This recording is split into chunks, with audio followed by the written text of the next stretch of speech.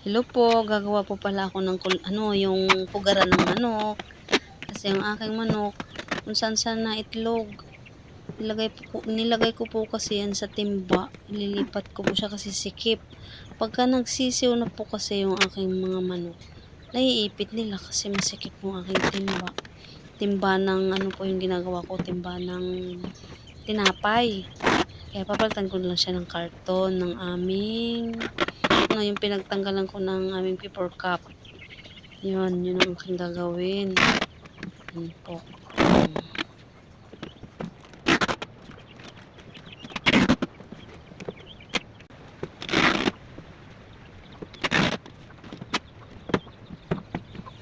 Yan, matapos na po siya. Yan, ililipat ko na po yung aking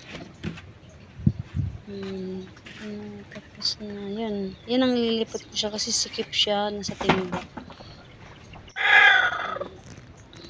Yan, nakalipat na po yung aking manok.